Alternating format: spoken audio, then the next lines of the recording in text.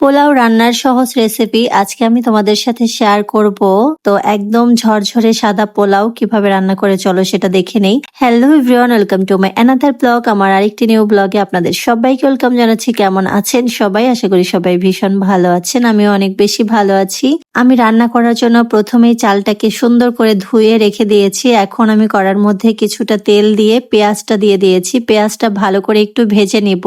পেঁয়াজটা একটু লাল হওয়া অবধি আমি এখানে ভেজে নিব। এরপরে আমি এখানে যেটা অ্যাড করব সেটা হচ্ছে দারুচিনি, এলাচ, লবঙ্গ, তেজপাতা এগুলো অ্যাড করে আরো কিছুক্ষণ একটু ভেজে নিতে হবে। তো চলেন এগুলো আমি আমার পরিমাণ মতো দিয়ে দিলাম। এরপরে যেটা করব সেটা হচ্ছে এটাকে আরো কিছুক্ষণ ভেজে তারপরে এখানে হচ্ছে চালটা অ্যাড করব। আসলে রান্না বান্না করতে খারাপ লাগে না, বেশ ভালোই লাগে, বাট আমাদের রান্নাঘরটা অনেক ছোট, সেই কারণে আমি কখনো রান্নার ভিডিও এখানে দেই না। যদি আপনারা রান্নার ভিডিও পছন্দ করেন তাহলে আমি চেষ্টা করব এখন থেকে রান্নার ভিডিও দেওয়ার জন্য। আর রান্নাঘরটা যেমনই আছে তার মধ্যে একটু ডেকোরেশন করে নিব তোমাদের সাথে রান্নার ভিডিওগুলো শেয়ার করার জন্য। আমি তেমন একটা রান্না বান্না করতে পারি না, বাট মা আর দিদির থেকে দেখে দেখে শিখতেছি। এই তো এখানে হচ্ছে এখন পেঁয়াজটা ভেজে চালটা দিয়ে দিলাম। চালটা এখন একটু ভেজে নিয়ে তারপরে এখানে পানি অ্যাড করব।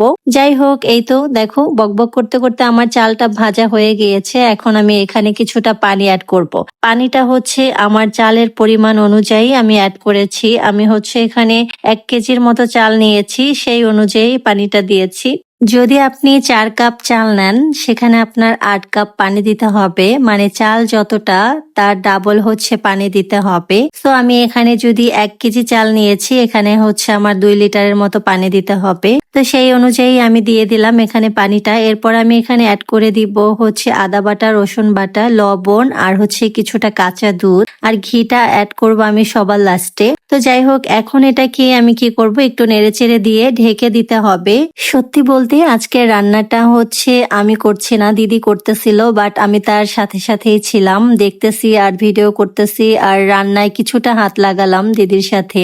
প্রথম অবস্থায় জালটা মিডিয়াম রেখে তারপরে আস্তে আস্তে করে জালটা কমিয়ে দিয়ে রান্না করতে হবে। একটা মজার ব্যাপার হচ্ছে আজ পর্যন্ত কখনোই আমি পোলাও রান্না করি নাই বা দেখিও নাই, আজকেই প্রথমবার দেখতেছি আর আপনাদের সাথেও শেয়ার করতেছি। আশা করছি এরপর থেকে আমি নিজেই পোলাও রান্না করতে পারবো।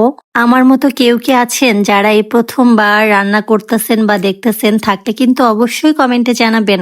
যাই হোক, বকবক করতে করতে আমি তো রান্নাটা ঢেকে দিয়েছিলাম, উল্টে দেখি প্রায় রান্না হয়ে গেছে। আমাদের কিন্তু কিছুক্ষণ পর পর একটু নেড়ে দিয়ে দেখতে হবে নিচ থেকে যাতে লেগে না যায়। রান্নাটা হতে দেখে আমি হচ্ছে একটু রুমে গিয়েছিলাম, এসে দেখি দিদি ঘিটা দিয়ে দিয়েছে। আর আমরা কিন্তু এখানে কাঁচা লঙ্কা অ্যাড করি নাই, আপনারা চাইলে সেটা অ্যাড করতে পারেন, গাজর দিতে পারেন, এটাও অ্যাড করতে পারেন চাইলে, আমরা এটা করি নাই। বাট যাই হোক, আজকের ভিডিওটা এই পর্যন্তই। সবাই খুব খুব ভালো থাকবেন। ভিডিও ভালো লাগলে লাইক কমেন্ট শেয়ার করে পাশে থাকবেন। টাটা।